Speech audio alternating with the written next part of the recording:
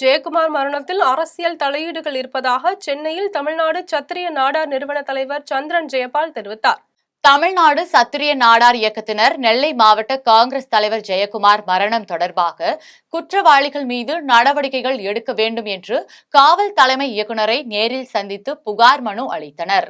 அதன் பின்னர் செய்தியாளர்களை சந்தித்த தமிழ்நாடு சத்திரிய நாடார் நிறுவன தலைவர் சந்திரன் ஜெயபால், ஜெயக்குமார் தற்கொலை செய்து கொண்டார் என காவல்துறை சொன்னால் சிபிசிஐடி, சிபிஐ வரை செல்வோம் எனவும் இந்த விசாரணையில் அரசியல் தலையீடுகள் இருப்பதாகவும் தெரிவித்தார். இது தொடர்பாக மேலும் அவர் தெரிவிக்கையில், அந்த விசாரணையின் போக்கு தற்கொலை என்று வந்துவிடக்கூடாது, இது முக்கியமாக கொலை என்று ஐயா அவர்கிட்ட தெளிவாக சொல்லிட்டு வந்திருக்கிறோம். ஐயா அவர்களும் நாங்கள் விசாரிக்கிறோம், உண்மை நிலையை வெகு விரைவில் கொண்டு வருவோம்.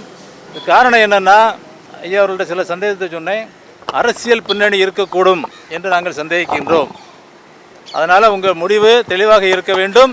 இதற்கு பின்னால் மாண்புமிகு முதல்வர் அவர்களிடம் நாங்கள் மனு கொடுக்க தயாராக உள்ளோம்.